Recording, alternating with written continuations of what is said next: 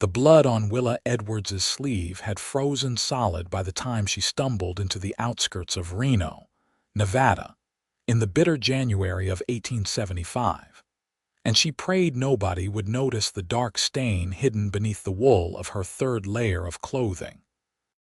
She had been walking for 3 days through snow that reached her knees in some places, surviving on nothing but the dried meat she had stolen from the last town, and the burning need to put distance between herself and the man who had branded her with scars both visible and invisible. Her breath came out in ragged clouds as she pushed through the saloon doors, desperate for warmth and perhaps a job that would let her disappear into this rough mining town where people asked fewer questions than they should. The heat inside hit her like a physical force, and she swayed on her feet. A few miners glanced up from their card games, their eyes sliding over her with disinterest before returning to their hands. She must have looked like any other desperate soul blown in by the winter wind, just another woman with nowhere else to go. That suited her fine. The fewer people who looked at her closely, the better chance she had of keeping her secrets buried. "You looking for work or charity?" The woman behind the bar had a voice like gravel, but her eyes were not unkind. She was probably in her 50s, with gray streaking through dark hair pulled back in a severe bun. "Work," Willa managed through lips that were nearly numb. "Whatever you have." The woman studied her for a long moment, taking in the layers of clothing, the too thin frame beneath them, the way Willa kept her right arm close to her body. "Can you cook?" "Yes, madam." "Clean?" "Yes, madam. Keep your mouth shut and your hands to yourself." Willa nodded, not trusting her voice anymore. "I am Martha. I run this place. You can have the room upstairs, last one on the left. It is not much, but it has a stove. You cook breakfast and dinner for whoever is staying here. Keep the rooms clean, and I will give you room, board, and $5 a week. You steal from me or cause trouble, and you are out in the snow before you can blink. We clear?" "Yes, madam. Thank you." Martha nodded once, then reached under the bar and pulled out a key. "Get yourself warm and cleaned up. Dinner is in 3 hours. There are 6 men staying here right now, plus me, so cook for 8. Supplies are in the kitchen downstairs through that door. Try not to disappoint me." Willa took the key with shaking fingers and made her way up the narrow stairs, counting the doors until she reached the last one. The room was small, barely large enough for the iron frame bed, a rickety chair, and a potbelly stove in the corner. But it was warm once she got the fire going, and it was hers, and that was more than she had dared hope for 3 days ago when she had finally gathered the courage to run. She peeled off the layers slowly, wincing as the fabric stuck to half-healed wounds. The mirror above the washstand showed her what she already knew. She looked like death warmed over, all hollow cheeks and dark circles under gray eyes that had once sparkled with dreams of a different life. Her dark blonde hair hung in matted tangles around her shoulders. She was 22 years old and felt ancient. The scars were worse than she remembered. They crisscrossed her arms, her shoulders, and one particularly ugly one ran from her collarbone to just above her breast. She had others that did not show, the kind that lived in the way she flinched at sudden movements and woke up gasping in the middle of the night. Those were the scars she feared most, because she could not hide them as easily with layers of wool and cotton. She washed as best she could with the cold water from the pitcher, hissing through her teeth as it stung the wounds.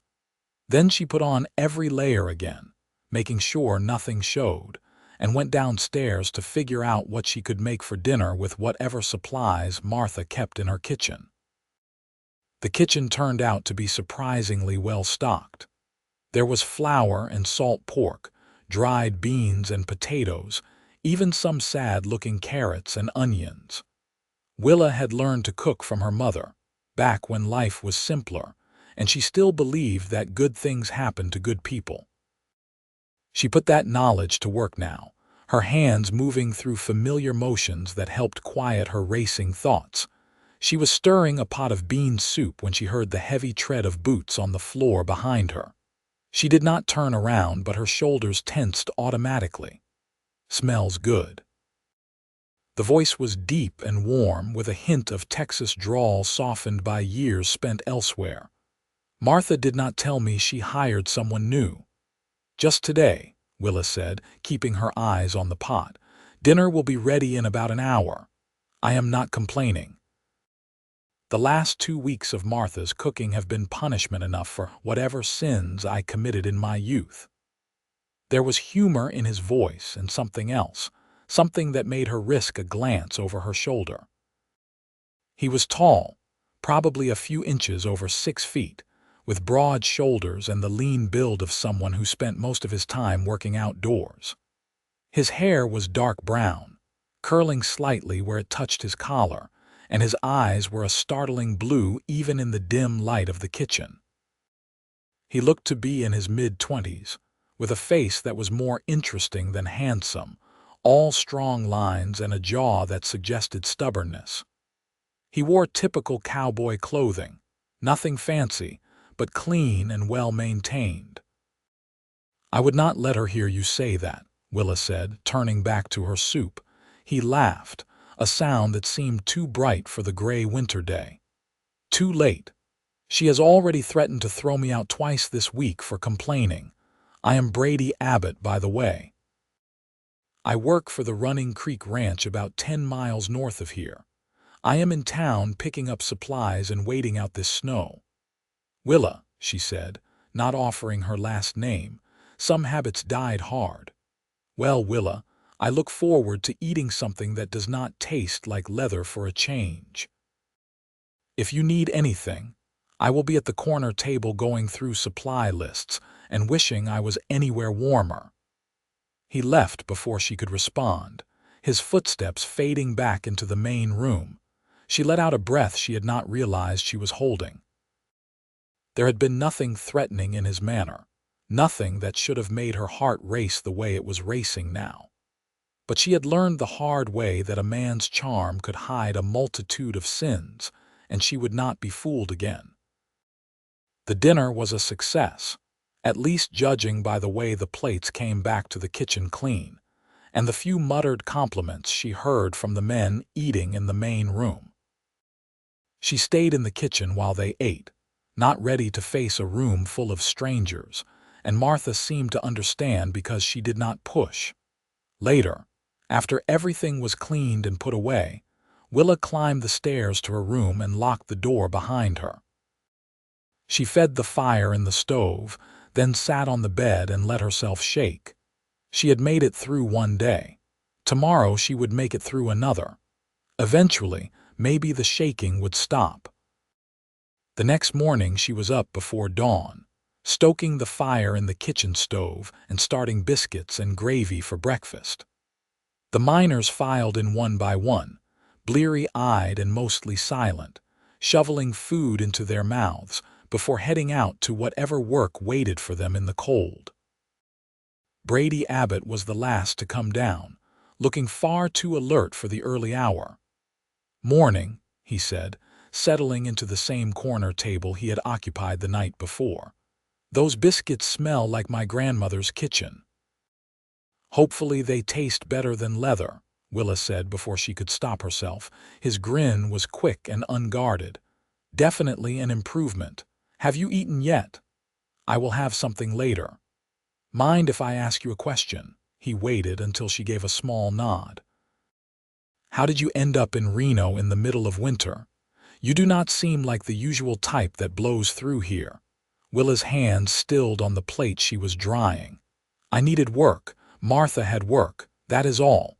Fair enough." He did not press, which surprised her. Most men would have pushed for more information, as if they were entitled to her story. "I just figured if you were running from something, you should know that Reno is not as anonymous as it seems. Word travels fast in small towns." Her heart stuttered.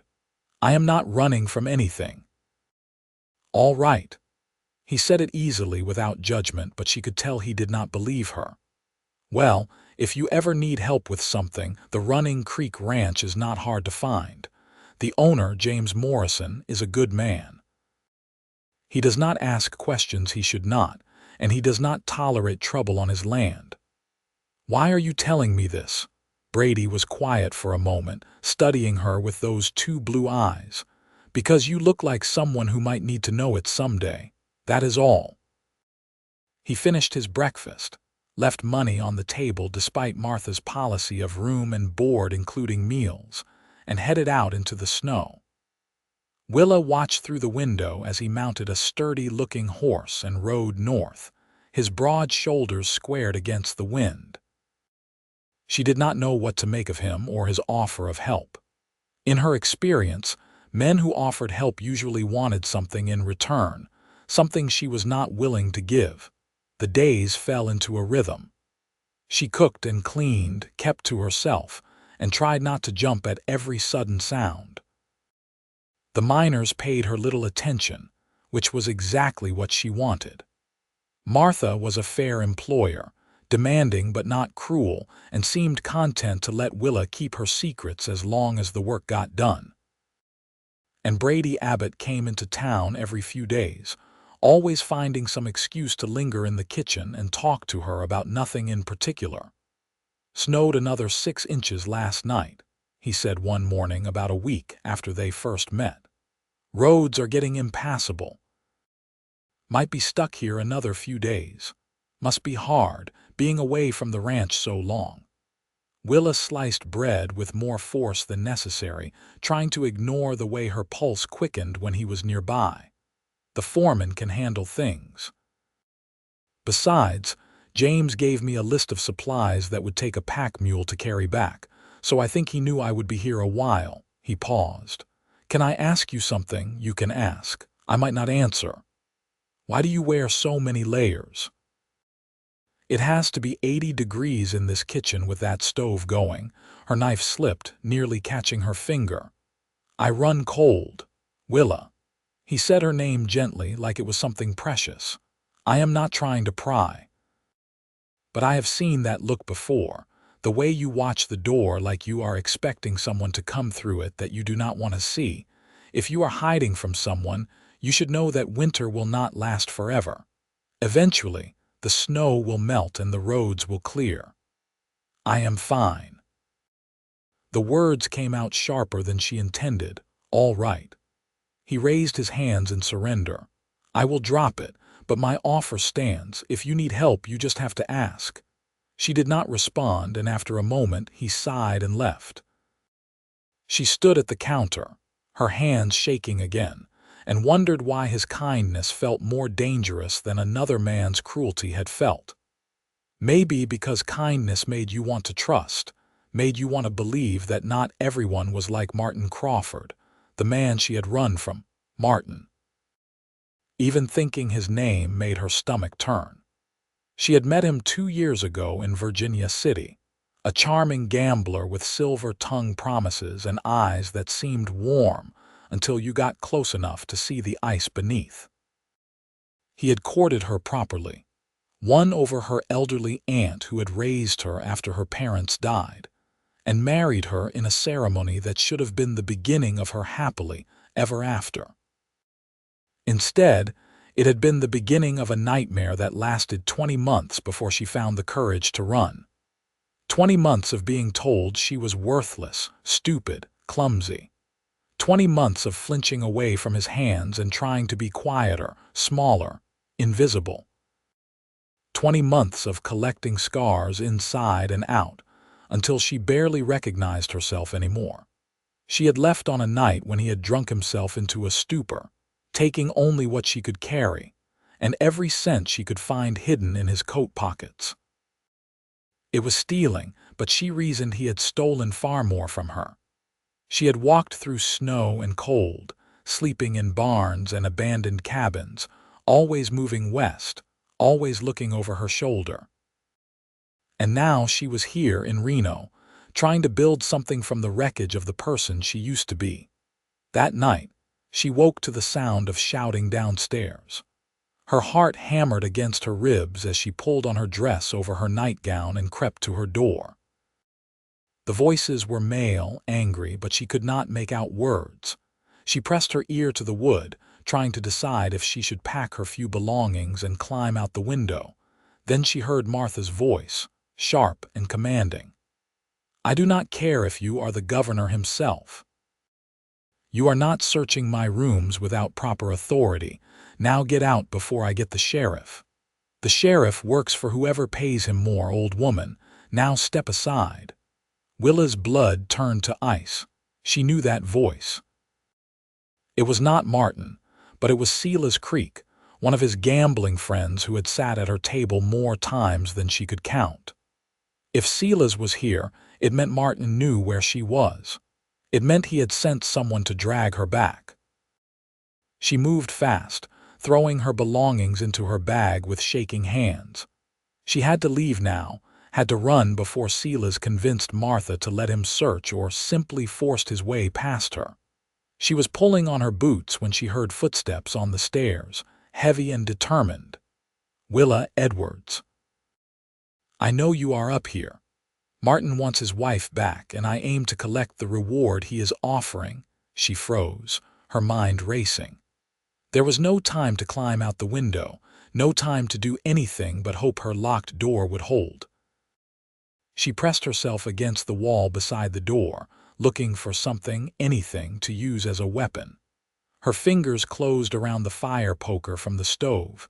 The footsteps stopped outside her door. "Come on out, Willa. Do not make this harder than it has to be. Martin misses you. He wants to talk, that is all. Lies. All lies. Martin did not want to talk. He wanted to punish her for leaving, for daring to think she had the right to walk away." She tightened her grip on the poker and did not breathe. The door shuddered as Silas threw his weight against it. Once. Twice. On the third hit, the wood around the lock began to splinter. Willa raised the poker, knowing it would not be enough, knowing she was going to lose everything she had fought so hard to build. Then another voice joined the chaos, deep and furious. "That is enough. Brady was here. This is not your business, Cowboy. The lady is coming with me. The lady is not going anywhere. And if you hit that door again, I am going to assume you are a threat to everyone in this establishment and act accordingly." There was a long, tense silence. Willa's arms ached from holding the poker, but she did not dare lower it. Martin Crawford is her husband. He has a legal right to his wife. Then he can come get her himself with proper authorities. Until then, you are trespassing and disturbing the peace. Martha already sent for the sheriff. I suggest you leave before he gets here and throws you in a cell for the night. More silence. Then, finally, the heavy tread of boots going back down the stairs.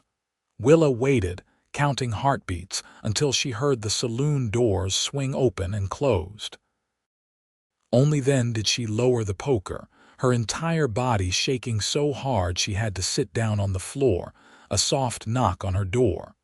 "Willa, are you all right?" She could not answer, could not make her throat work. "I am going to take your silence as shock and not injury. I am going to wait right here until you can talk to me, all right? You do not have to open the door, just let me know you are okay." Minutes passed, maybe hours. She could not tell anymore, but eventually she managed to whisper, "I am okay." "Good. That is good." She heard him slide down to sit on the floor outside her door. "That man, Silas, he said someone named Martin Crawford is your husband. Is that true?" "Yes." "And you ran away from him?" "Yes, because he hurt you." It was not a question, but she answered anyway. "Yes." Brady was quiet for a long moment. When he spoke again, his voice was carefully controlled, like he was working hard to keep anger out of it. "Did he give you the scars you hide under all those layers?" Her breath hitched. "How did you know?" "I did not, for sure. But I have seen enough cruelty in my life to recognize the signs. The way you flinch. The way you watch everyone like they might strike you. The way you never let anyone get too close." He paused. My mother used to move like that before my father drank himself to death and set her free.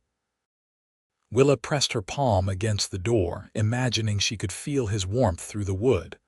I am sorry. Do not apologize to me. I am not the one who put scars on you. His voice turned gentle. Willa, you need to leave Reno. If one of Crawford's friends found you, more will come. And next time I might not be here to stop them. I do not have anywhere else to go. Yes, you do. Come to the Running Creek Ranch. Like I said, James Morrison does not tolerate trouble. He has 20 men working for him, all loyal, all tough. Crawford could bring an army and not get past the property line if James did not want him to. Why would he help me? He does not know me. Because I am asking him to, and because it is the right thing to do. She heard him shift, then continue. I know you do not have reason to trust me or any man right now. I know I am asking you to take a leap of faith when faith is probably the last thing you have left. But I swear to you on everything I hold sacred that I will not let anyone hurt you again. You just have to trust me enough to come with me. She closed her eyes, tears leaking from the corners. Trust. Such a small word for such an enormous risk. But what choice did she have? Stay here and wait for Martin or one of his friends to come back. Keep running until she collapsed in the snow somewhere. All right, she whispered. All right. She heard him stand up, heard the relief in his voice. Pack your things. We will leave before dawn, before anyone else comes looking. Can you ride? Not well. That is okay. You will ride with me. It is about 2 hours to the ranch in good weather, maybe 3 in the snow, Brady. She pressed her forehead against the door. Why are you doing this? Because I see your heart, Willa, not your past, and your heart deserves better than what you have been given. Something cracked open inside her chest, something that had been frozen solid for longer than she could remember. She did not know if it was hope or just the absence of hopelessness, but it felt like the first deep breath after drowning. Thank you, she managed. Do not thank me yet. Wait until you meet James and the rest of the crew. They are a rough bunch, but they are good men. Well, most of them. There was a smile in his voice now. Get some rest. I will knock when it is time to go. She heard him walk away, then forced herself to stand and finish packing. Her legs felt like water, but she managed. She put on every layer she owned, then added a fourth for good measure. The scars underneath were still there, still aching in the cold, but maybe, just maybe, she was finally moving toward a place where they could begin to heal. Dawn was still an hour away when Brady knocked softly. She opened the door to find him holding a thick coat. This was my mother's. She would want you to have it. The coat was heavy wool, lined with fur, and smelled faintly of lavender. Willa put it on over her other layers and felt warmth seep into her bones. I cannot take this. You can and you will. Consider it a loan if that makes you feel better. He picked up her bag. Ready, she nodded, not trusting her voice. They went downstairs quietly, where Martha was waiting with a bundle of food and a fierce expression. You take care of this girl, Martha told Brady, or I will hear about it and come after you myself. Yes, madam. Martha turned to Willa, her weathered face softening. You deserve better than what that man gave you. Do not ever let anyone make you think otherwise. Thank you for everything, Willa said, surprised to find she meant it. You did not have to help me. We women have to stick together in this world. Men like Crawford rely on us being too scared or too beaten down to help each other. Do not give them that satisfaction. She pressed the bundle into Willa's hands. Now go, before anyone sees you leave. The horse Brady had waiting was a big bay gelding with kind eyes and a patient temperament. He mounted first, then reached down to pull Willa up behind him. She wrapped her arms around his waist, feeling the solid warmth of him through all her layers, and tried not to think about how long it had been since she had felt safe touching another person. They rode out of Reno in silence. The only sounds the crunch of snow under the horses' hooves and the whistle of wind through the bare trees. The sky was just beginning to lighten in the east, painting the snow-covered landscape in shades of gray and blue. It was beautiful in a stark, unforgiving way, and Willa found herself watching the horizon like it might hold answers to questions she had not yet learned to ask. "You doing all right back there?" Brady asked after they had been riding for about an hour. "Yes, cold, but all right. We are almost halfway. There is a line shack about a mile ahead if you need to warm up and rest." "I am fine. I would rather keep going," he nodded, and they continued in companionable silence. Willa found herself noticing details about him that she had been too scared to register before. The way he sat easy in the saddle, like he was born to it. The breadth of his shoulders and the strength in his hands as he held the reins. The way he had positioned his body to block the worst of the wind from hitting her. "Can I ask you something?" she said eventually. "Always." "Why did you really help me? You do not know me. I could be lying about everything. I could be trouble you do not need." Brady was quiet for so long she thought he might not answer. Then he said, "When I was 12, my father came home drunk one night and beat my mother so badly she lost the baby she was carrying. Would have killed her too if my older brother and I had not stopped him.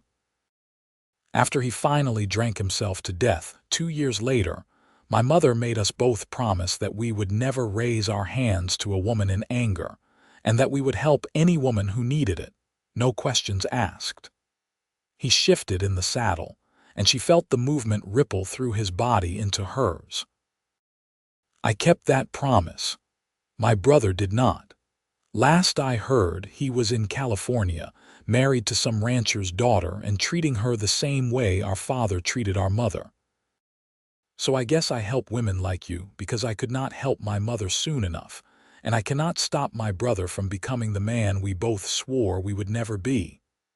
Willa tightened her arms around him just a little. "I am sorry.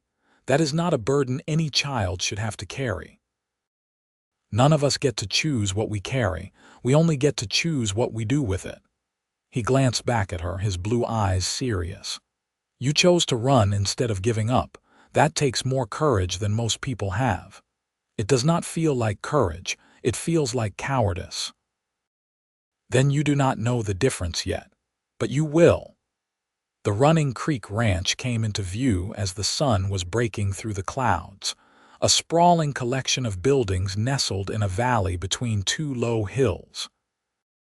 The main house was a solid 2-story structure built from timber and stone, with smoke curling from 2 chimneys. There was a large barn, several smaller outbuildings, and a bunkhouse that looked like it could sleep a dozen men. Horses dotted the corrals, their breath steaming in the cold air, and Willa could see cattle in the distance, dark shapes against the white snow. "It is beautiful," she said without thinking. Brady's smile was warm. "James built it from nothing about 15 years ago. Started with 100 acres and 2 horses. Now he has got over 2,000 acres and more cattle than I can count. He is a good man to work for, fair and honest." They rode up to the main house, where a man was already waiting on the porch. He was probably in his early 40s, with silver threading through dark hair and a weathered face that suggested he had spent most of his life outdoors. He was not tall, maybe 5'9", but he carried himself with the kind of quiet authority that made height irrelevant. "Brady, I was starting to think you had decided to homestead in Reno." His voice was dry but not unkind, and his eyes went to Willa with curiosity but not judgment. "Ran into some complications," Brady said, dismounting and then helping Willa down. "James Morrison, this is Willa Edwards." "Willa, this is James, owner of Running Creek and the man who pays my wages when he remembers."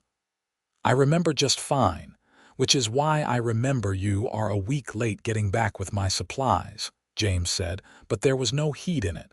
He looked at Willa more closely. You are running from something. It was not a question. Willa squared her shoulders, meeting his gaze as steadily as she could. My husband, he hurt me. I left him. He sent men to find me. James nodded slowly, like she had confirmed something he already suspected. Your husband have a name, Martin Crawford.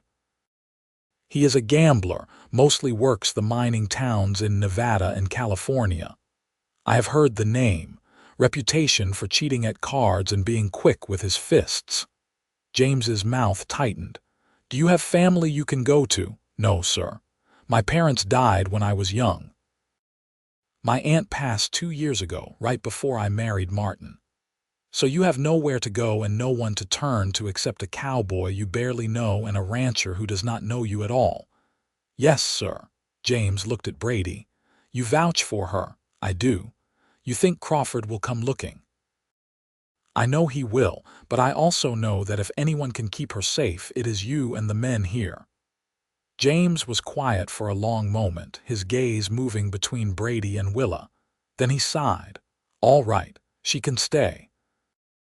There is a small cabin about a quarter-mile from the main house, used to be where the foreman lived before he moved to the bunkhouse. It has got a stove, a bed, and 4 walls. Not much else, but it is dry and warm. Relief hit Willa so hard her knees went weak. Thank you. I can work to earn my keep. I can cook and clean and anything else you need. We will figure that out. Right now, you look like you are about to fall over. Brady, get her settled in the cabin. Maggie can bring over some supplies and help her get situated. He turned back to Willa. One rule here at Running Creek, Miss Edwards. We do not tolerate violence against women or children. Any man who breaks that rule answers to me personally, and I am not a forgiving man. That goes for your husband too, if he is stupid enough to show his face on my property. Yes, sir. Thank you, sir. James waved them off and headed back inside. Brady picked up Willa's bag and gestured toward a path that led away from the main house. Come on. Let us get you warm and fed, then you can sleep for about 3 days straight. The cabin was small but well built, with a potbelly stove, a narrow bed covered in quilts, a table with 2 chairs, and a trunk for storage. There were curtains on the single window and a braided rug on the floor. It was more than Willa had dared hope for. It is perfect, she said quietly. Maggie should be here soon. She is James's housekeeper, also his unofficial mother figure to everyone on the ranch. She will take good care of you. Brady set her bag on the table. I have to go help unload supplies and face James's wrath for being late. But I will check on you later if that is all right. It is all right, and Brady. She waited until he looked at her. Thank you for everything. I do not know how I will ever repay you. You do not have to repay me, just get better. That is enough. He smiled, and it changed his whole face, made him look younger and less burdened. Welcome to Running Creek, Willa. He left before she could respond, and she was alone in the cabin that might become her home at least for a while. She sank down onto the bed, her body finally registering how tired she was, how far she had come in the last few weeks. The scars under her layers still ached, but they felt different somehow, like they might actually heal instead of just festering forever. She was dozing when a knock on the door made her jolt awake, her heart racing until a woman's voice called out, Miss Edwards. I am Maggie Chen. James sent me over with some things for you. Willa opened the door to find a woman in her late 50s with gray, streaked black hair pulled back in a bun, and the kind of face that looked stern until she smiled. She was carrying a large basket and radiating the kind of competent warmth that reminded Willa of her late aunt. Come in, please, Willa said, stepping aside. Maggie bustled in and set the basket on the table, immediately starting to unpack it. There was bread and butter, cheese and dried apples, a jar of preserves, tea, and a tin of cookies. I brought enough to get you through a few days. Brady said you can cook, so once you are settled, we will figure out a system. James is not much for fancy meals, but he appreciates good food, and the men will eat anything that does not fight back. I appreciate this more than I can say. No need to say anything. We take care of our own here." Maggie turned to face her, dark eyes sharp and knowing. "Brady told James what you are running from. I want you to know that I understand. My first husband was not a kind man. When he died in a mining accident, I felt guilty for being relieved. Took me years to accept that it was all right to be grateful for my freedom. How did you end up here?" I answered an advertisement James put in the newspaper about 15 years ago. He needed a housekeeper, I needed work and a fresh start. Been here ever since. She smiled. "Best decision I ever made. James is a good man, rare as that is, and the men who work here are decent sorts for the most part. They will respect your boundaries as long as you are clear about them. I will try to remember that. You do that. Now I am going to leave you to rest. If you need anything, the main house is always open. Just come on in and make yourself at home." Maggie paused at the door. "One more thing. Brady is a good man too. He does not help people because he wants something from them. He helps because it is who he is. So if he offers you kindness, try to accept it without waiting for the other boot to drop. Sometimes people really are just good." After Maggie left, Willa sat at the table and ate bread with butter and preserves, savoring the simple sweetness of it. She could not remember the last time she had eaten without fear knotting her stomach, could not remember the last time she had felt even remotely safe. Maybe she still was not safe, not really. Martin could still find her. His men could still come. But for right now, in this moment, she was warm and fed and surrounded by people who seemed to genuinely want to help her. It was more than she had ever thought she would have again. She finished eating, then crawled under the quilts on the bed and let exhaustion pull her under. Her last thought before sleep claimed her was of Brady's voice saying, "I see your heart, not your past." She did not know if she believed him yet, but she wanted to. God, she wanted to. The next few days passed in a blur of sleeping and waking, eating the food Maggie brought, and slowly adjusting to the rhythm of the ranch. Brady checked on her every evening after his work was done, never staying long, never pushing her to talk if she did not want to. Sometimes they talked about nothing, the weather and the cattle and the way the mountains looked at sunset. Sometimes they sat in comfortable silence, and Willa found herself looking forward to those visits more than she wanted to admit. On the fourth day, she felt strong enough to venture out of the cabin. The sun was shining for the first time in over a week, and the temperature had climbed to almost bearable. She bundled up in all her layers and walked the short distance to the main house, where she found Maggie in the kitchen kneading bread dough. "There she is," Maggie said with a smile. "I was starting to think you had hibernated for the winter, feeling better, much better. I thought maybe I could help with something. I do not like sitting idle. Can you make stew? I was planning to feed the men something warm tonight, but I also have to get this bread finished and the house needs cleaning. If you could handle the stew, that would be a blessing." "I can do that." Maggie showed her where everything was, and Willa set to work. It felt good to be doing something useful, to have purpose again. She browned meat and chopped vegetables, added herbs and let it all simmer together into something that filled the kitchen with rich, savory smells. She was stirring the pot when Brady came in, stomping snow off his boots. "Something smells amazing," he said, then stopped when he saw her. "Willa, I did not know you were up and about. I cannot hide forever. Besides, Maggie needed help, fair enough." He crossed to the stove, peering into the pot. "This looks even better than it smells. The men are going to think they died and went to heaven. Do not set expectations too high. I might disappoint you. I doubt that." His voice was warm, and when she glanced at him, She found him watching her with an expression she could not quite read. "You have some color back in your cheeks. It is good to see." She turned back to the stew, trying to ignore the flutter in her chest. "Thank you for checking on me every day. I know you have your own work to do. It is not a hardship, Willa. I like talking to you." "Why?" The question came out before she could stop it. "I am not exactly good company. I barely talk, and when I do, it is not about anything interesting."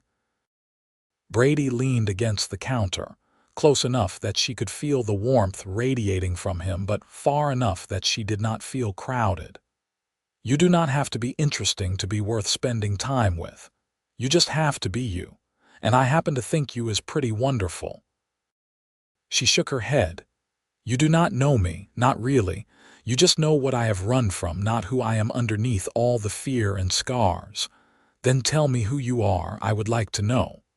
Willa opened her mouth, then closed it. Who was she?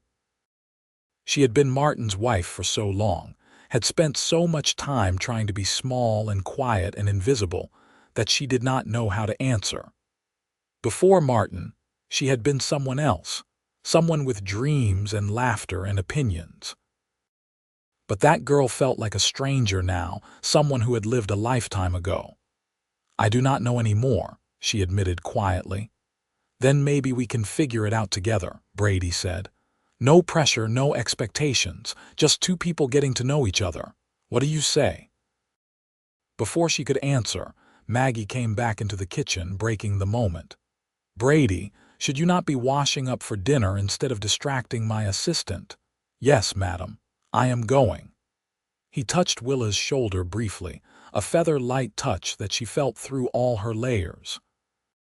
"Think about what I said." He left, and Maggie gave Willa a knowing look. "That boy has a soft spot for you. He barely knows me." Sometimes knowing is not about time. Sometimes you just recognize something in another person, some quality or hurt or hope that matches your own. Maggie started shaping the bread dough into loaves. "He is a good man, Willa. Do not let what Martin did make you think all men are like him." "I know they are not. In my head I know that. But knowing and believing are different things." "They are. But believing gets easier with time and evidence." "Brady will give you evidence if you let him." Dinner that night was served in the bunkhouse, a long building with tables at one end and bunks at the other. Willa helped Maggie carry over the stew and bread, trying not to be nervous about meeting all the ranch hands at once. There were about 15 men in total, ranging from a kid who looked barely 18 to a grizzled old man who had to be at least 60. They were loud and boisterous until James raised his hand for silence.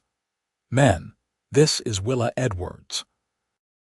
She is going to be staying in the foreman's cabin for a while, and she will be helping Maggie with the cooking. I expect you to treat her with respect and courtesy, same as you would treat Maggie or any other woman. Anyone who has a problem with that can collect their pay and move on." The men nodded, and several called out greetings. Willa managed a small wave, then helped Maggie dish out the stew. The men attacked it like they had not eaten in days, and the compliments that came her way were enthusiastic if not eloquent. She found herself relaxing slightly, especially when she noticed Brady watching her from his spot at one of the tables, a small smile on his face. After dinner, as she was helping clean up, one of the younger cowboys approached her. He had red hair and freckles and looked painfully shy. "Miss Edwards, I just wanted to say that was the best stew I have ever had, better than my ma's, and she is a fine cook." "Thank you. That is very kind." He shuffled his feet. "If you ever need anything, wood chopped or water carried or whatever, you just let me know. We all want you to feel welcome here." "I appreciate that, mister. Oh, just call me Danny Fletcher." He grinned. "I have only been here about 6 months myself, so I know what it is like to be the new person. It gets easier." "I hope you are right." She was carrying a stack of bowls back to the main house when Brady fell into step beside her. "Danny giving you the welcome speech," something like that. "He seems sweet." He is. A little naive, but he works hard and he is loyal. He will grow into a good man. Brady took the bowls from her. Let me carry those. You have done enough work for one day. I am not fragile, Brady. I know you are not, but that does not mean you have to do everything yourself. He kept walking and she had no choice but to follow. Can I ask you something? You keep asking permission to ask questions. You know you can just ask, right? Maybe, but I do not want to overstep. They reached the main house and he set the bowls in the kitchen. How are the scars healing? The physical ones, I mean. Willa stiffened. Why do you want to know? Because if they are not healing properly, you could get an infection. And because I care about whether you are in pain. I am fine. Willa. He said her name like a sigh. I am not asking so I can see them or judge you or anything else. I am asking because I want to make sure you are actually all right, not just saying you are. She studied his face, looking for signs of ulterior motives and finding only genuine concern. They are healing, slowly. Some of them still hurt, especially when it is cold. There is a doctor in town. We could have him look at you. No. The word came out too sharp, too frightened. No doctors, they ask questions. All right, no doctors. He did not push, which she appreciated. But if they get worse or you start running a fever, we will have to do something. Agreed, agreed. They stood there in the kitchen, the lamplight casting soft shadows, and Willa found herself noticing things about him again. The way his hair curled at his collar, the small scar on his chin that she had not seen before, the calluses on his hands that spoke of hard work and long days. He was handsome in a rough-edged way, but more than that, he was kind. And kindness, she was learning, was more attractive than any physical feature. I should go, she said, suddenly aware of how close they were standing. It is late. I will walk you back to your cabin. You do not have to.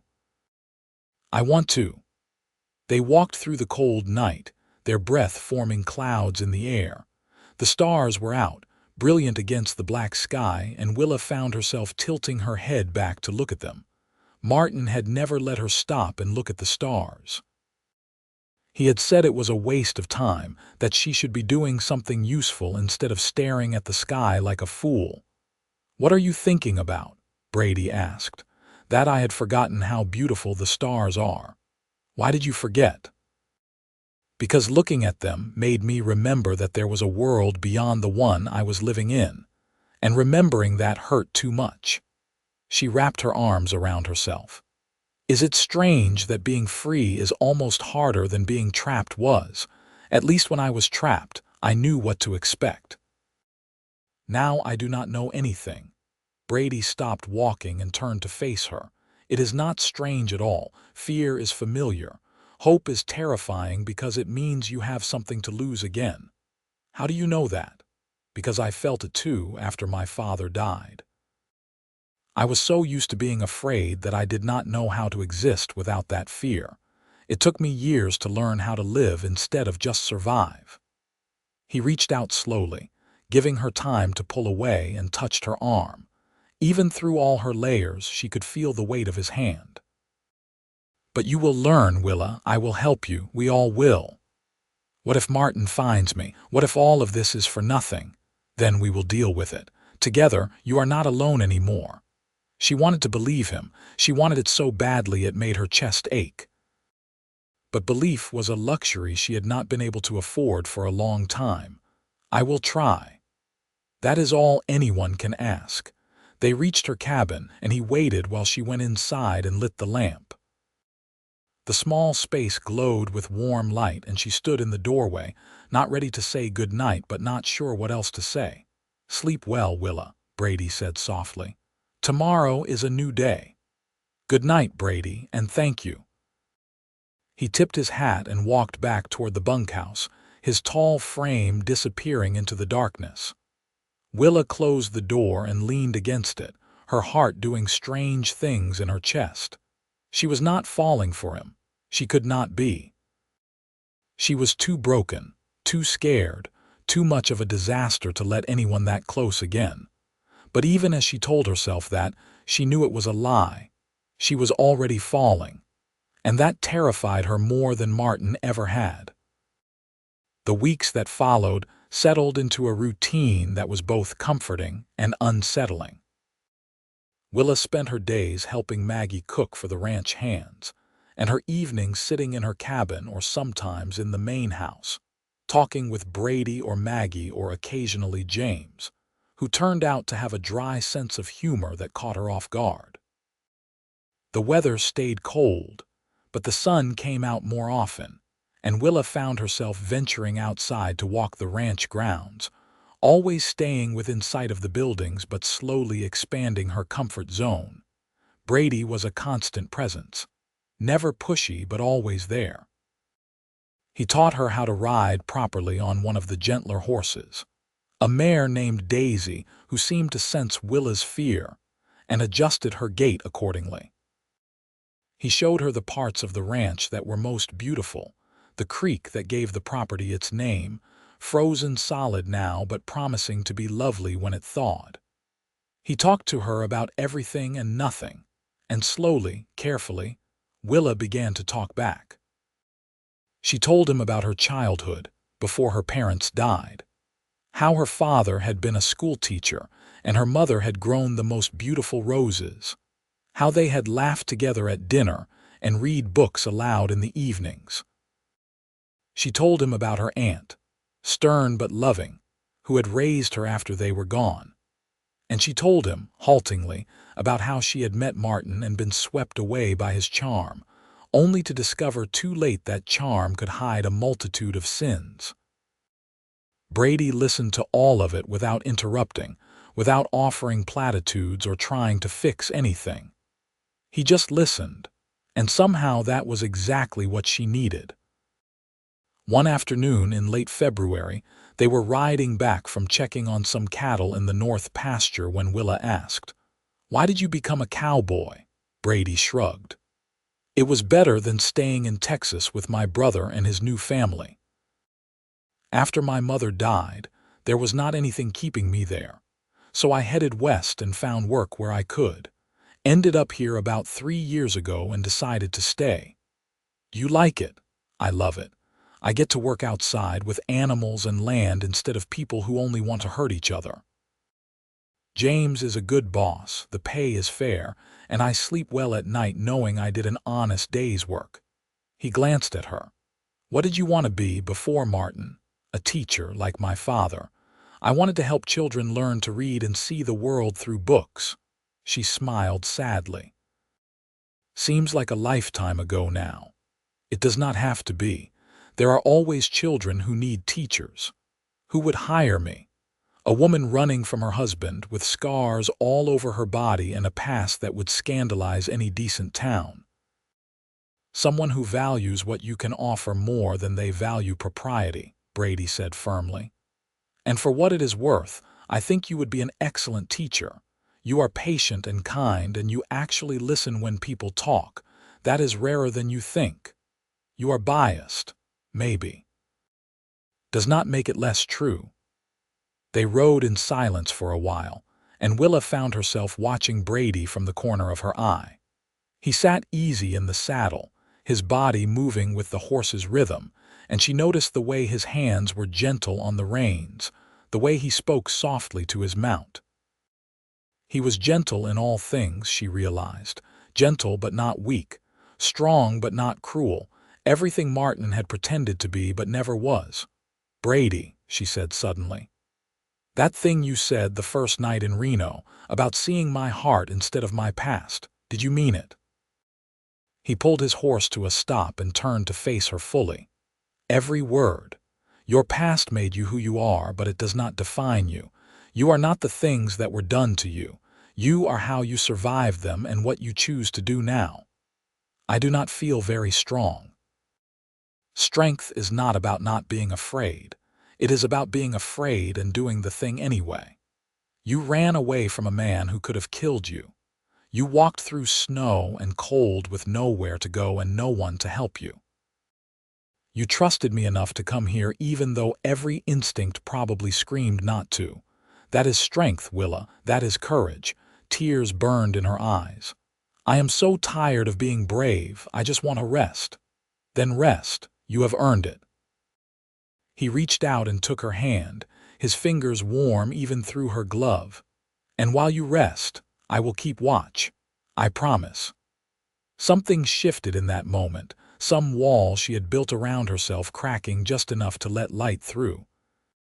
She squeezed his hand, unable to speak past the lump in her throat, and he squeezed back. They rode the rest of the way to the ranch in silence, but it was different now, charged with something neither of them was quite ready to name. That night, Willa had the nightmare again. Martin's face looming over her, his hands raised, his voice telling her she was worthless, that no one would want her, that she deserved everything he did to her. She woke gasping, her body drenched in sweat despite the cold, and could not get her breathing under control. The walls of the cabin felt like they were closing in, and she knew if she stayed inside, she would suffocate. She pulled on her coat and boots and stumbled outside, not caring that it was the middle of the night or that the temperature was well below freezing.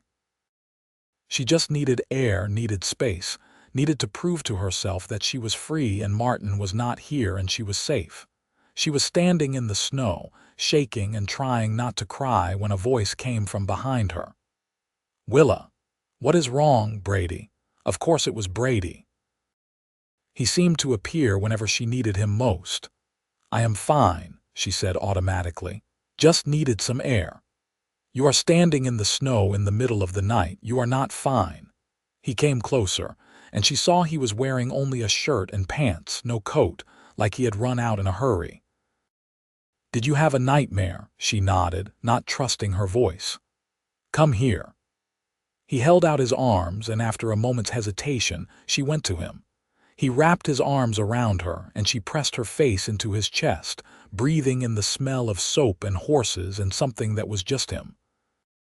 He was warm and solid, and slowly, so slowly, her breathing began to calm. "I am sorry," she whispered. "Do not apologize. You have nothing to be sorry for. I woke you up." "I was already awake. I do not sleep well some nights." His hand stroked her hair, the touch gentle and soothing. "Do you want to talk about it?" It was just the usual nightmare. "Martin, his hands, his voice." She shuddered. "I thought running away would make them stop, but they have not. They will eventually, but trauma does not heal on a schedule. It takes time." He kept holding her, kept stroking her hair, and Willa realized she had not let anyone hold her like this in years. Martin's touch had been about control, about possession. Brady's touch was about comfort, about giving instead of taking. "Why are you so patient with me?" she asked. "Because you deserve patience. Because rushing you would not help anything. Because I have nowhere else I would rather be than right here." He pulled back just enough to look at her face. "Willa, I need to tell you something, and you do not have to respond or do anything about it. I just need to say it." Her heart started hammering again, but for a different reason. "All right. I am falling in love with you. Maybe I have been since the first time I saw you in Martha's kitchen, looking like you were ready to bolt at the slightest provocation. I know the timing is terrible and you are not ready and maybe you will never be ready. But I needed you to know, because I do not want to lie or hide what I feel." Willa stared at him, her mind racing. Love. He loved her. No one had loved her, not really loved her, since her aunt died. Martin had claimed to love her, but his love had been a weapon, a way to control and hurt. Brady's love felt different, like something offered freely with no expectation of return. "I do not know what to say," she managed. "You do not have to say anything. I am not asking for anything from you, Willa. I just wanted you to know that you are seen and valued and cared for. Whether you can return those feelings or not does not change how I feel." "I am broken," she whispered.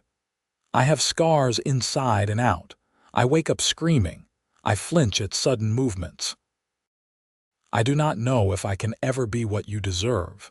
You are not broken. You are healing. There is a difference." He cupped her face in his hands, his touch infinitely gentle. "And I do not need you to be anything other than what you are. I see your heart, Willa.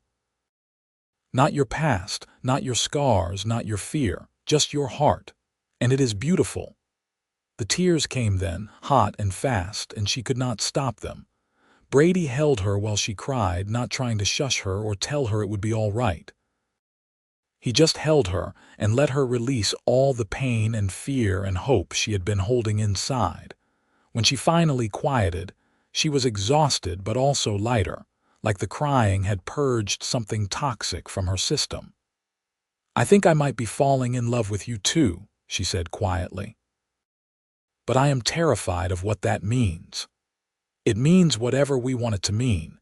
It does not have to be anything more than this right now. Two people who care about each other." He smiled, and it was like the sun coming out from behind clouds. "We will figure the rest out as we go.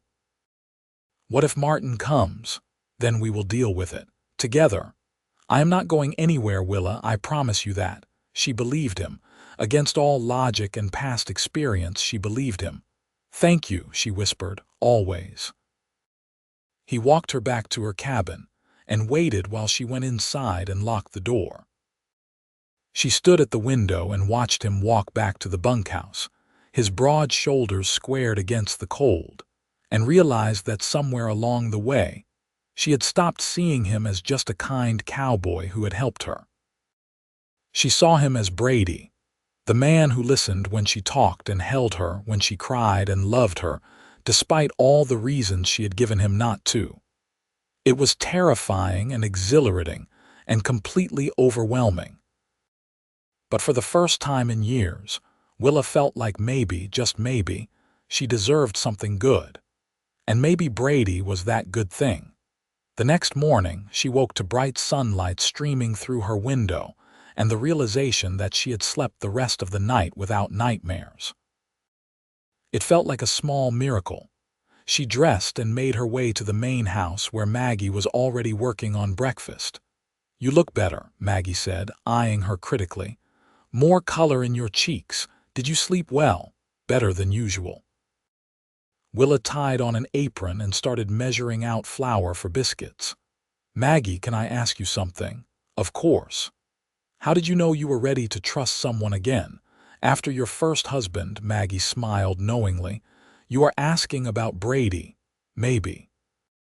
"I knew I was ready when the idea of being alone hurt more than the idea of being hurt again. When I met my second husband, Tom, I realized that I would rather risk pain for a chance at happiness than live safely but alone." She paused in her work. "Brady is a good man, Willa. One of the best I have known, but only you can decide if you are ready to take that risk. What if I am not enough? What if I am too damaged? Then you would not be. But I do not think that is true. I think you are exactly who you need to be, and Brady sees that even if you do not yet." Willa worked in silence for a while, thinking about what Maggie had said. The idea of opening herself up to love again was terrifying, but the idea of closing herself off forever was worse. She thought about Brady's hands, always gentle, his voice, always kind, his presence, always steadying. And she thought about how she felt when he was near, like maybe she could be whole again someday. Brady came in for breakfast with the other hands, and when his eyes met hers across the room, he smiled. It was not a demanding smile or a possessive smile. It was just warm and genuine, the smile of someone who was happy to see her. She smiled back and something settled in her chest, some decision made without her quite realizing it. After breakfast, as the men were filing out, Brady lingered. "Morning. You doing all right after last night?" "I am good, better than good, actually." She took a breath. "Can we talk later? After your work is done, of course. I will come by your cabin after dinner." The day stretched out endlessly. Willa helped Maggie with the cleaning and the midday meal, her mind only half on her tasks. She was nervous and excited and terrified all at once, and she could not stop thinking about what she was going to say to Brady. By the time dinner was over, and she was walking back to her cabin in the gathering dusk, her heart was racing. Brady arrived about 20 minutes later, knocking softly on her door. She let him in, and they stood awkwardly in the small space, suddenly uncertain of each other. "You wanted to talk," he said finally. "Yes, about what you said last night." She twisted her hands together. "I have been thinking about it all day, and I need you to know that I am not ready for everything. I'm not ready to be touched without warning or to sleep in the same room as someone or any of the things that come with loving someone. But I want to try. I want to try to be someone who can love and be loved again, and I want to try with you." Brady's smile was slow and devastating. "We will go as slow as you need. There is no rush. I also need you to know that my marriage to Martin is still legally valid. I did not divorce him or anything. I just ran. So technically I am still his wife. Technically maybe. But morally and in every way that matters, you stopped being his wife the moment he raised his hand to you. A marriage is supposed to be a partnership, not a prison. You think it is wrong for me to have feelings for you when I am still married to someone else." Brady stepped closer, stopping when he saw her stiffen slightly. "I think that what Martin did to you broke whatever vows you made. I think you have every right to find happiness however you can. And I think that if you want to be with me, I am not going to let a piece of paper signed under duress stop me from caring about you. It is more complicated than that, though. If he finds me, he could claim I am an adulteress. He could have me arrested or take me back by force. Then we will make sure he does not find you, and if he does, we will face it together." Brady reached out slowly, telegraphing his movement, and took her hand. "Willa, I meant what I said. I am not going anywhere. Whatever complications come up, we will deal with them." She looked at their joined hands, his large and calloused, hers small and scarred, and felt something warm unfurl in her chest. "I do not deserve you." "Yes, you do.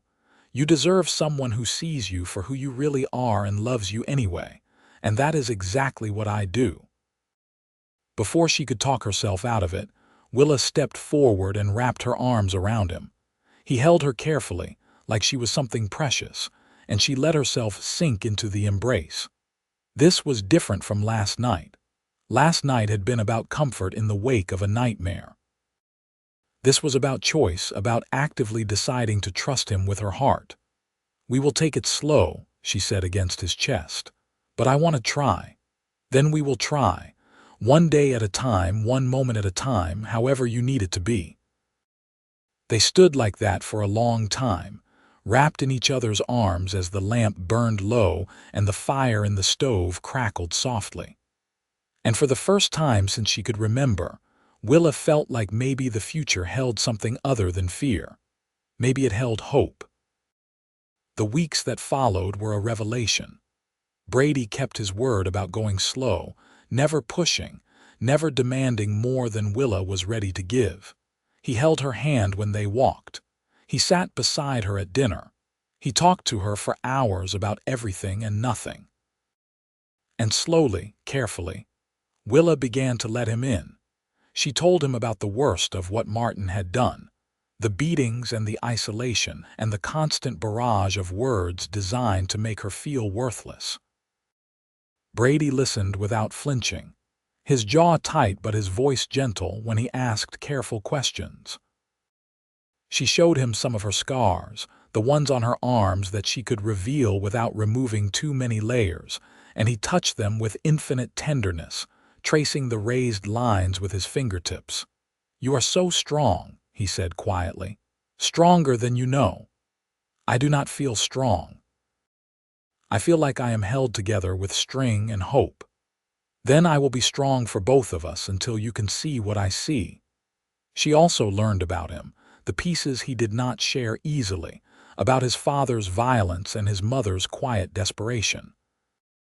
About his brother, who had sent him one letter in 5 years, full of justifications for why he treated his wife the way he did. About the guilt Brady carried for not being able to save everyone, even though he knew logically that was not his responsibility. "You are a good man," Willa told him one evening as they sat on the porch of her cabin, wrapped in blankets against the March cold. "You carry so much, but you are still kind. I had good examples of what not to be. That makes it easier." He looked at her, his eyes serious. "Willa, I want to ask you something, and I want you to be honest with me. All right. Do you think you will ever want more than this? More than hand-holding and careful embraces? Because if you do not, I need to know. I need to be prepared for that reality." She considered the question carefully. A month ago, the idea of physical intimacy would have sent her into a panic. Even now, the thought was frightening. But when she imagined being touched by Brady with his gentle hands and patient heart, it did not seem impossible, just distant. "I think I might," she said slowly, "but I do not know when. Could be months, could be years. That is all right. I just needed to know if it was a possibility or not. Does it matter to you if I am never ready?" Brady was quiet for a long moment. "I would not lie and say it does not matter at all. I am human, and physical intimacy is part of how I express love. But is it a deal breaker? No. I would rather have you in my life in whatever capacity you can manage than not have you at all. You are too good to be true." "I am really not. I am just a man who knows what it is like to watch someone you love suffer, and I refuse to be the cause of that suffering for someone else." He squeezed her hand. "Besides, there are worse things than taking our time. It means when we do get there, whenever that is, it will be because we are both ready." Spring came slowly to Nevada, the snow melting in fits and starts, revealing brown grass and mud before new green began to push through. The ranch came alive with the change of seasons, cattle being moved to different pastures, horses shedding their winter coats, and endless work to repair winter damage to fences and buildings. Willa found herself settling into life at Running Creek in ways she had not expected. She knew the names of all the ranch hands now, knew their quirks and their stories. She had a standing weekly dinner with Maggie and James, where they talked about books and politics and ranch business. And she had Brady, constant and steady, showing her every day what real love looked like. One warm afternoon in early April, James called her into his office in the main house. She went nervously, trying to think of what she might have done wrong. But when she entered, he was smiling. "Sit down, Miss Edwards. I wanted to talk to you about something." She sat, her hands folded in her lap.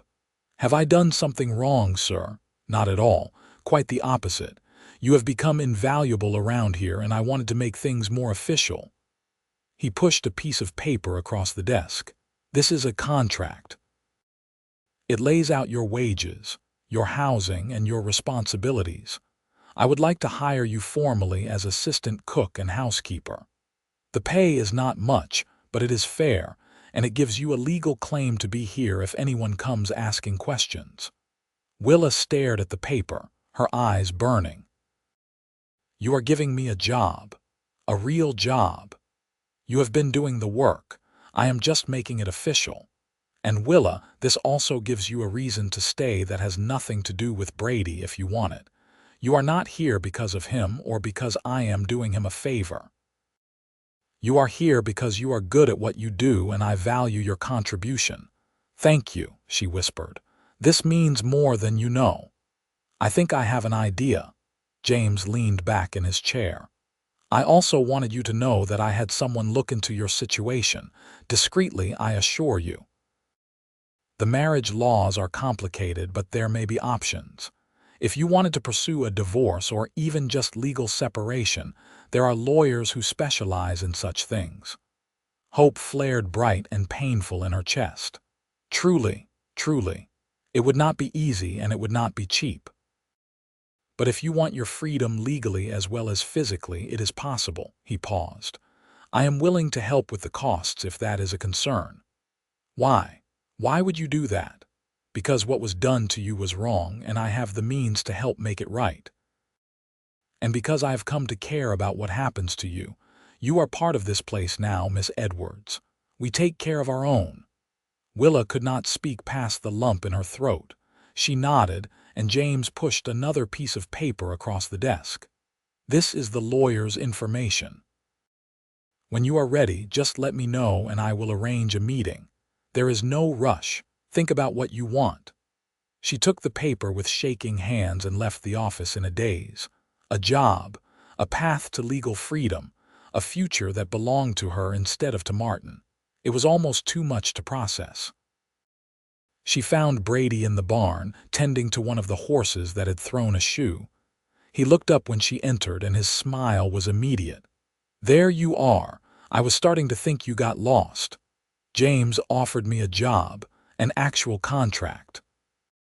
Brady set down his tools and came to her, his hands settling on her shoulders. "That is wonderful. You deserve it. He also said he could help me get a divorce, that there are lawyers who handle these things." She looked up at him, her eyes shining. "I could be free, Brady, really free." His joy for her was written all over his face. "Then we will make it happen, whatever you need." "I am scared," she admitted. "Martin will not just let me go, he will fight it. Then we will fight back. You are not alone in this, Willa. You have James and Maggie and me. You have all of us." She threw her arms around him, holding tight, and he held her back just as fiercely. "I love you," she said against his shoulder.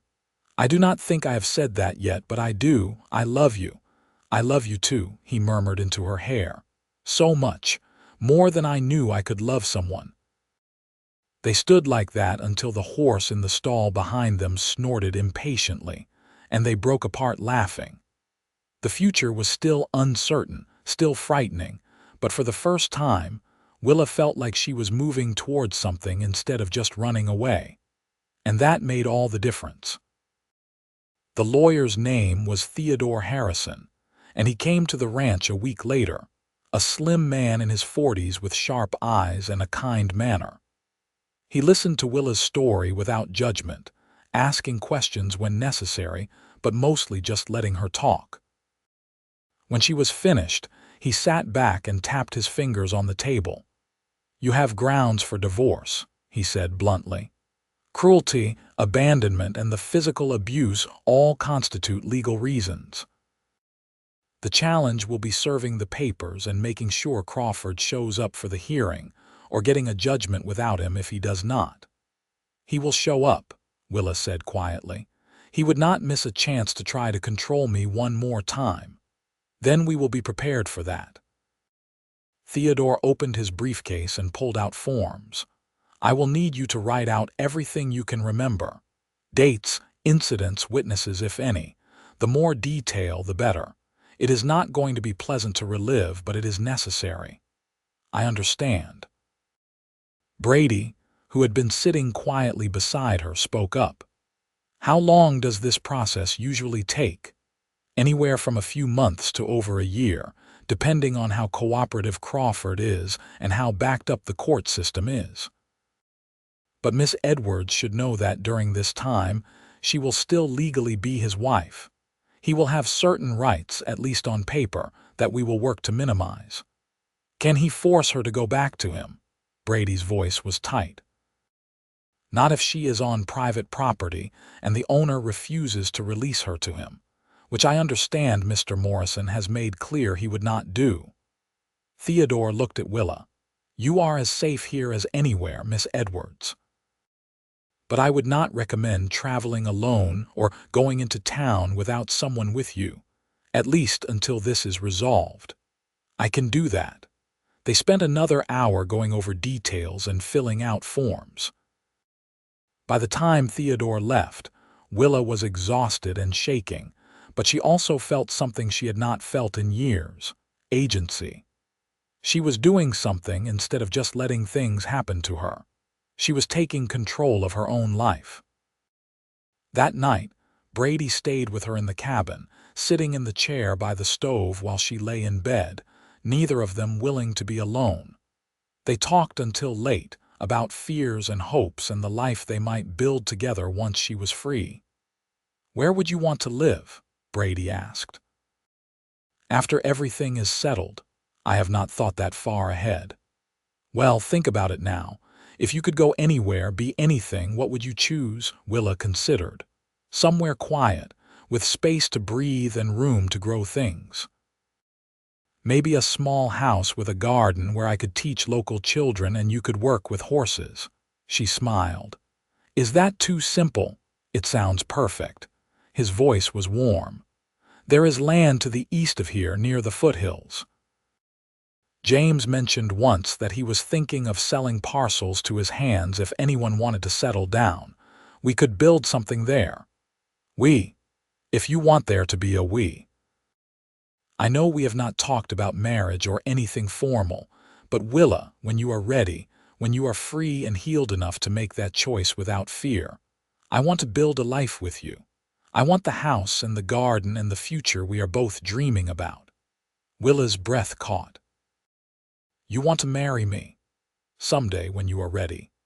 Not now, not until you are legally divorced and have had time to be just Willa, without any man's name attached to yours. But yes, eventually I want to marry you.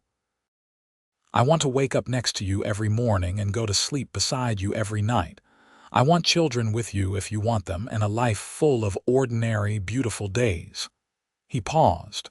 "But only if that is what you want too." "It is," she whispered. "Someday, when I am ready, I want all of that with you." He came to the bed then and kissed her forehead, a chaste touch that still made her heart race. "Then we have something to work toward. That is enough for now." The next few months were a study in patience and persistence. Theodore filed the divorce papers and began the process of tracking Martin down to serve them.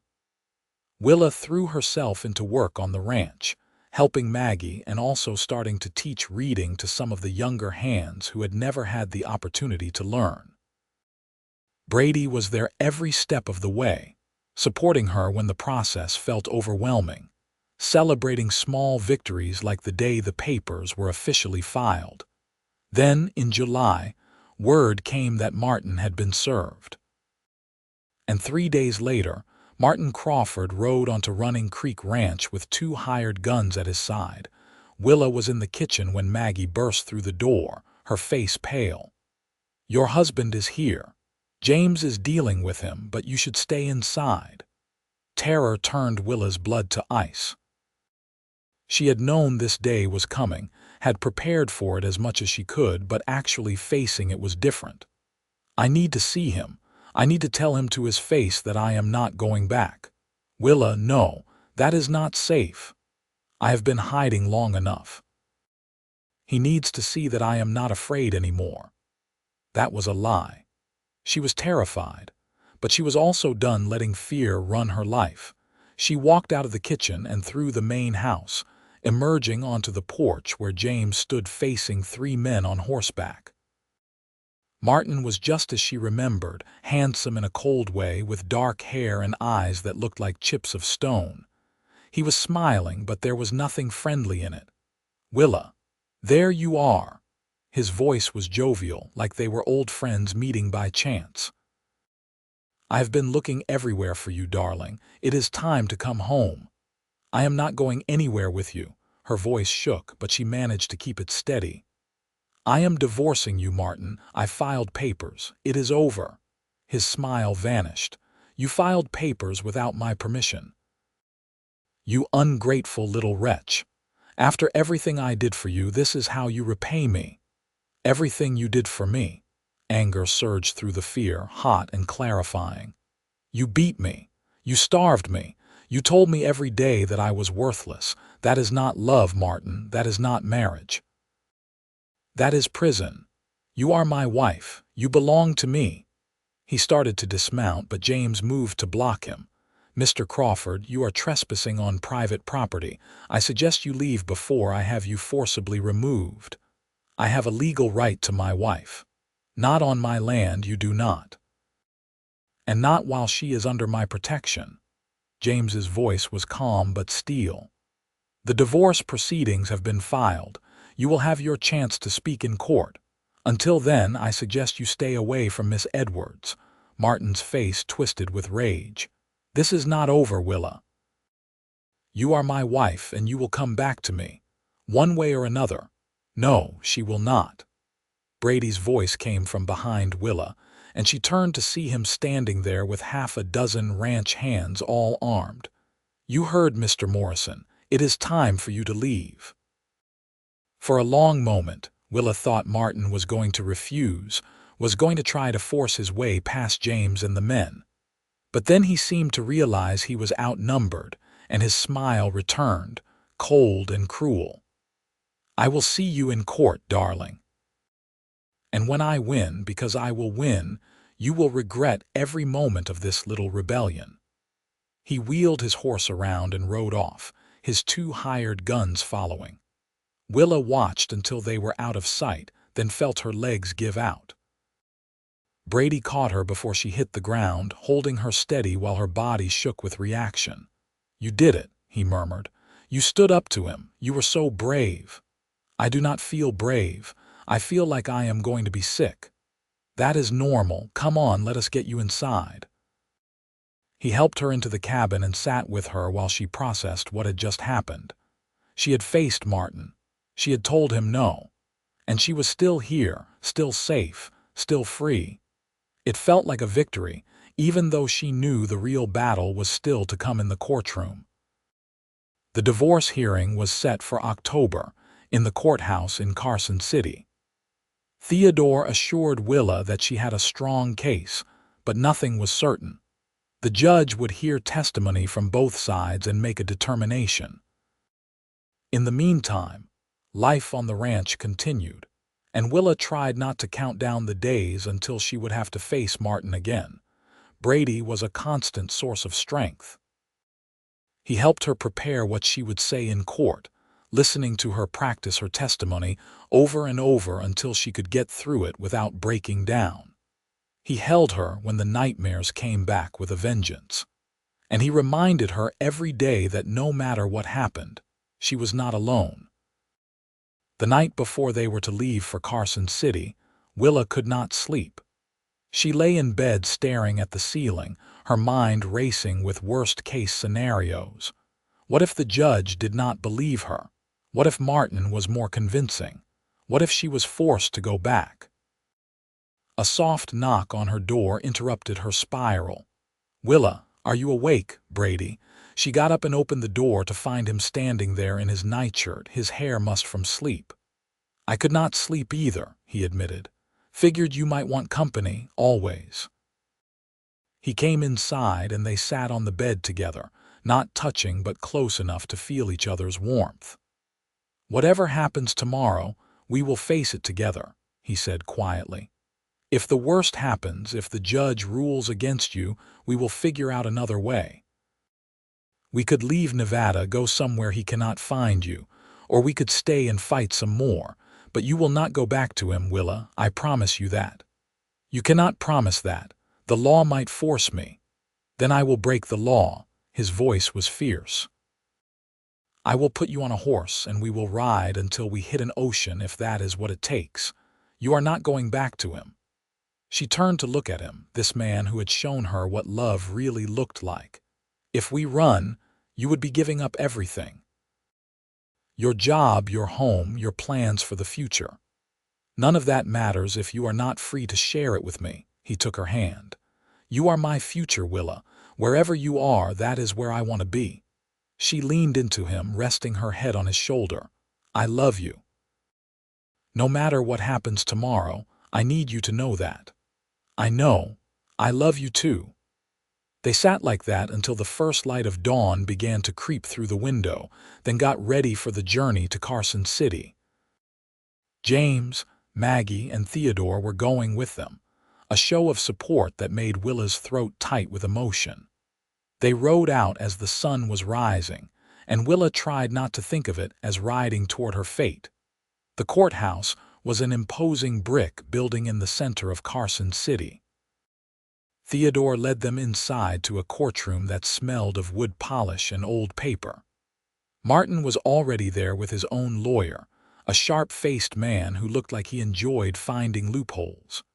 Martin's eyes locked on Willa as she entered, and his smile was all teeth and no warmth. The judge, a stern older man named Bartholomew Wright, called the hearing to order. Theodore presented Willa's case first, calling her to the stand to testify.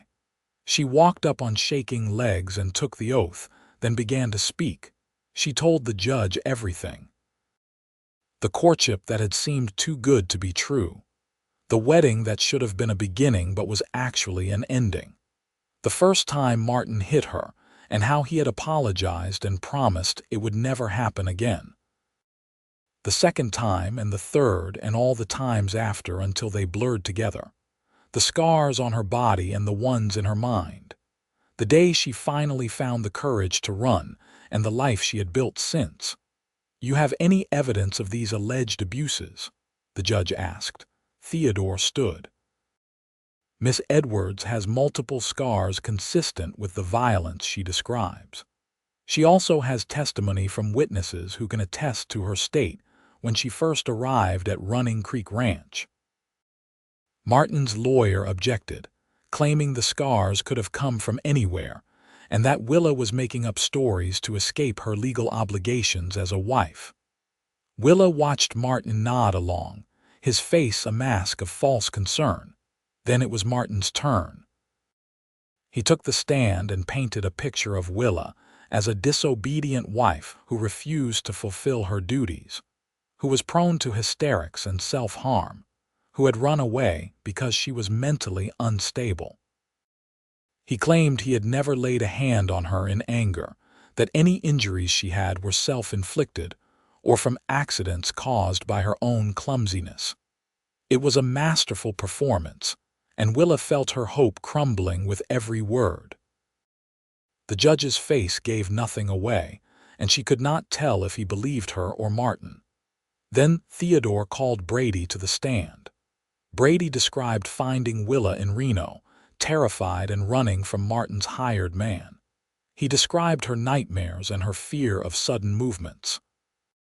He described in calm, steady detail the signs of long-term abuse that he had witnessed. "Mr. Abbott, what is your relationship with Miss Edwards?" Martin's lawyer asked on cross-examination, his tone suggesting something improper. "I am in love with her," Brady said simply. "I want to marry her when she is free to make that choice. So you have a vested interest in this divorce being granted." "I have an interest in Willa being safe and happy. If that means she is free to marry me, then yes, I am in favor of this divorce. But even if she never wanted to see me again, I would still testify to what I witnessed." The lawyer tried to paint Brady as someone trying to steal another man's wife, but Brady's calm, honest testimony made the accusation sound hollow. Maggie testified next, then James, both describing Willa's state when she first came to the ranch and the progress she had made since. Finally, after hours of testimony and arguments, the judge called for a recess to consider his ruling. They waited in a small room off the courtroom, the tension thick enough to cut with a knife. Willa sat between Brady and Maggie, her hands clasped so tightly her knuckles were white. "Whatever happens, you did everything you could," Theodore said.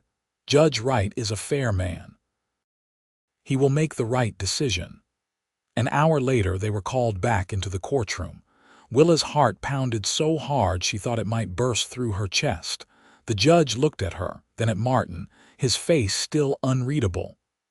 "I have reviewed the testimony and evidence presented," he said. "It is clear to this court that the marriage between Mr. Crawford and Miss Edwards was marked by cruelty and abuse. While Mr. Crawford denies these allegations, the physical evidence and witness testimony support Miss Edwards's claims. Therefore, this court grants the divorce on grounds of cruelty and abuse. The marriage is dissolved, effective immediately." Willa could not breathe, Could not think. The words echoed in her head. Dissolved. Free. She was free. Martin surged to his feet, his face purple with rage. This is an outrage. She is my wife. You cannot just take her from me.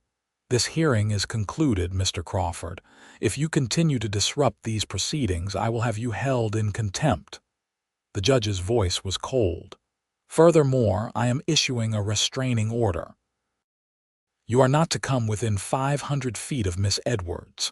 If you violate this order, you will be arrested. Do you understand?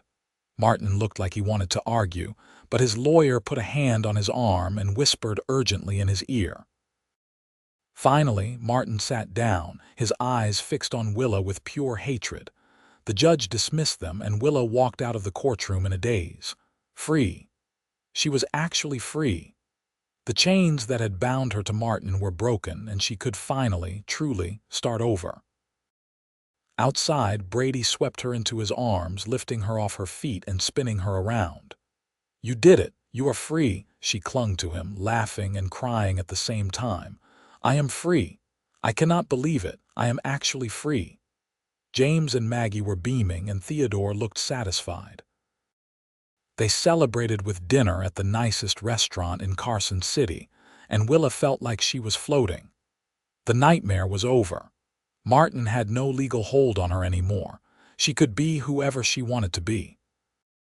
That night back at the ranch, she and Brady sat on the porch of her cabin watching the stars. What happens now? She asked. Now we start building the life we talked about, Brady said. Unless you want something different, you are free to choose, Willa. Whatever you want, that is what we will do. I want you, she said simply. I want the house and the garden and the ordinary, beautiful days. I want to marry you and have children with you and grow old beside you. Is that still what you want, more than anything? He pulled her closer. But there is no rush. We can take our time, do things right.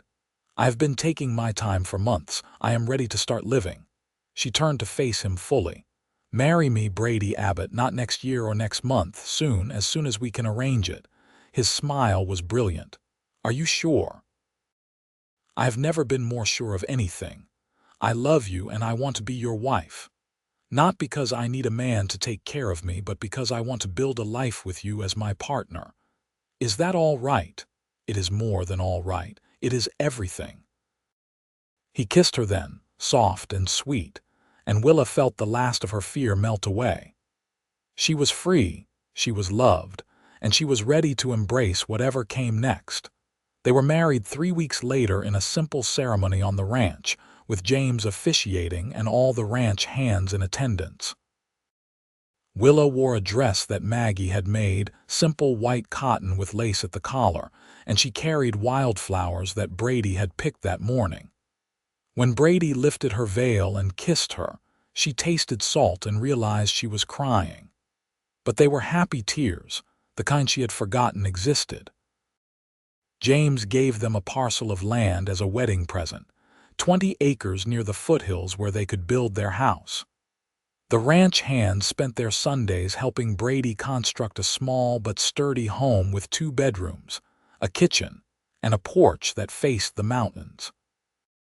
Willa planted a garden, coaxing vegetables and flowers from the Nevada soil, and felt roots growing in her heart as well as in the ground. Their wedding night was tender and patient, Brady taking his time to show Willa that intimacy could be gentle and joyful instead of painful and frightening. She cried afterward, overwhelmed by the difference between Brady's loving touch and Martin's cruel hands. Brady held her and promised that they had all the time in the world to learn each other, to heal together, to build something beautiful from the wreckage of what came before. The first year of their marriage was a series of small miracles. Willa started teaching reading to the local children in the one-room schoolhouse in town. Brady continued working for James, but also began training horses on the side, building a reputation for his gentle methods. They had dinners with James and Maggie, and slowly built friendships with the other ranch families in the area. And every night, They went home to the house they had built together, and Willa thanked God or fate or whatever force had brought her to Reno that cold January day. In the spring of their second year, Willa realized she was pregnant. She told Brady while they were sitting on the porch watching the sunset, and the joy on his face was something she would remember for the rest of her life. "A baby," he breathed. "We are going to have a baby. Are you happy?" "Happy? Willa, I am overwhelmed. I am terrified and thrilled and already so in love with this child." He put his hand on her still flat stomach. "Do you think they will have your eyes or mine? I do not care as long as they are healthy. And happy. I want them to be happy." His eyes were serious. "I want to give this child everything we did not have, safety and love and a home where they never have to be afraid." "Then we will," Willa said firmly. "We will be the parents we needed when we were young." Their son was born on a cold November morning, screaming his displeasure at the world with impressive volume. They named him Thomas, after Maggie's second husband who had passed away the year before. He had Brady's dark hair and Willa's gray eyes, and from the moment she held him, Willa understood a depth of love she had not known existed. Brady was a devoted father, patient and gentle with Thomas in the same way he was with Willa and his horses. He changed diapers without complaint and walked the floor at night when Thomas was fussy. He built a cradle with his own hands, carving flowers into the headboard. And when Willa woke from nightmares that she was back with Martin with Thomas in danger, Brady held her and reminded her that their son would never know fear the way they had known it. The years passed, marked by ordinary joys and struggles. They had a daughter 2 years after Thomas, a fierce little thing they named Sarah, who had her father's stubbornness and her mother's determination. Then another son, Benjamin, who was quiet and thoughtful and loved books the way Willa did. The house grew louder and more chaotic, filled with children's laughter and the sounds of life being lived fully. Willa's teaching expanded from the schoolhouse to hosting reading groups for women who had never learned, and Brady's horse training business grew until he had more clients than he could handle. They were not rich, but they were comfortable, and more importantly, they were happy. Sometimes Willa would catch sight of her reflection and be startled by the woman looking back at her. She looked older now, with lines around her eyes and silver threading through her dark blonde hair. But she also looked alive in a way she never had before. The layers she used to hide behind were gone, literally and figuratively. She still bore the scars from Martin's abuse, both visible and invisible, but they no longer defined her. They were simply part of her story, the proof that she had survived and come out the other side stronger. One evening, when the children were asleep and she and Brady were sitting on the porch as they had so many times before, she asked him, "Do you remember what you said to me that first night in Reno, about seeing my heart instead of my past?" "Of course. I meant it then and I mean it now. I have been thinking about that, about how you saw me when I could not see myself, and I wanted to thank you for that, for believing in me even when I did not believe in myself." Brady took her hand, his fingers intertwining with hers in the way that had become second nature. "You did not need me to believe in you, Willa. You needed someone to hold up a mirror so you could see what was already there. Your strength, your courage, your beautiful heart, those were always yours. I just helped you find them again. Still, thank you." She leaned her head on his shoulder, breathing in the smell of horses and hay and home. "I used to think that running from Martin was the end of my story, but it was really the beginning. The beginning of what? Of everything. Of this life, this family, this love." She smiled up at him. "Of becoming the person I was always meant to be. And who is that? Someone who is not defined by her scars. Someone who is strong and worthy and loved. Someone who can hide in the layers of snow when she needs to, but who also knows how to step into the light." She paused. "I am Willa Abbott." Teacher, mother, wife, survivor, and I am exactly who I want to be. Brady kissed her temple. I see your heart, Willa Abbott, and it is the most beautiful thing I have ever seen. 20 years passed in what felt like both an eternity and a blink. Thomas grew into a kind young man who worked with his father training horses, and who courted the blacksmith's daughter with the same patience Brady had shown Willa. Sarah became a teacher herself, taking over Willa's position at the schoolhouse when Willa's joints made the daily walk difficult. And Benjamin, their quiet bookworm, went east to study law, determined to help people the way Theodore Harrison had helped his mother. James Morrison passed away peacefully in his sleep at the age of 72, leaving the ranch to the men who had worked for him and helped build it, Brady among them. Maggie followed him 2 years later, her last words a reminder to Willa to keep helping women who needed it, to keep being the light she wished she had found sooner. Willa honored that request, turning part of their home into a refuge for women fleeing abuse. She and Brady took in women and children who had nowhere else to go, gave them safety and time to heal, helped them find their feet again. Some stayed for weeks, others for months.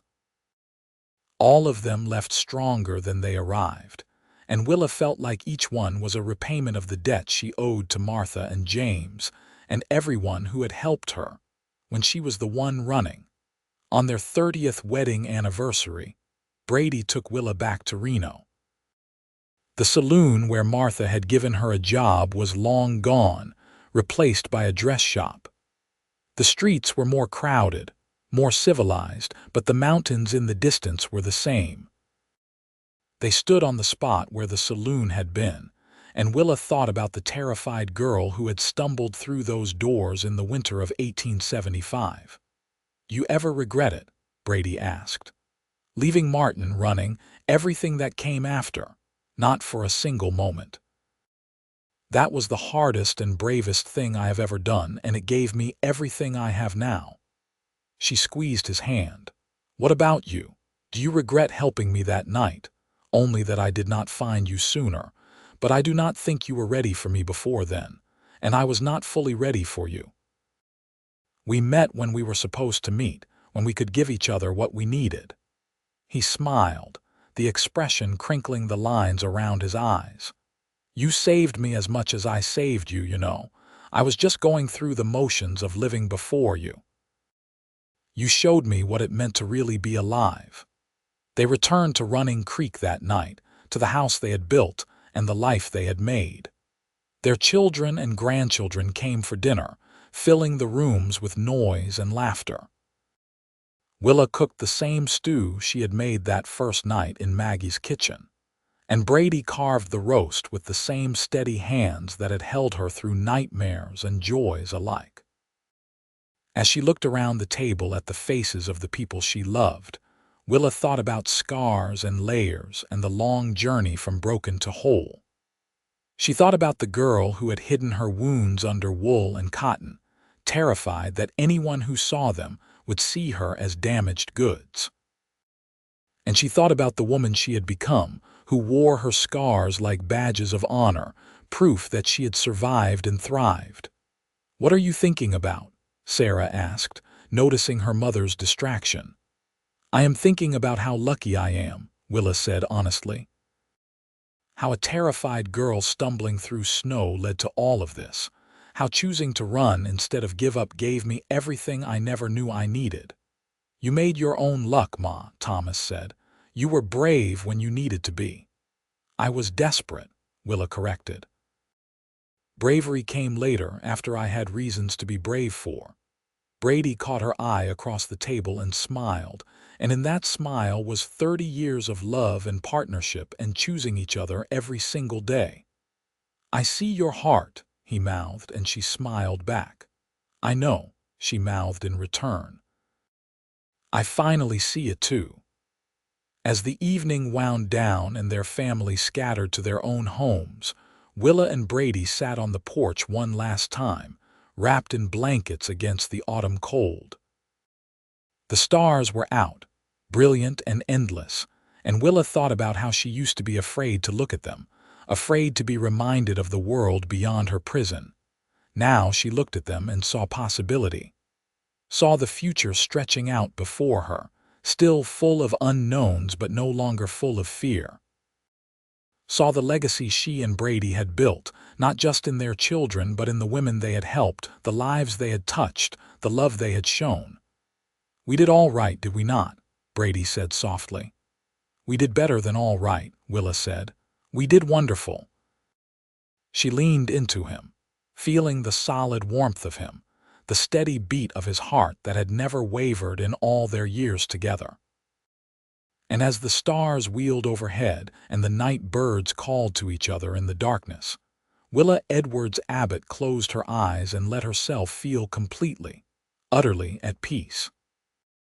She had run through snow and cold, had hidden her scars under layers, had been so broken she thought she could never be whole again.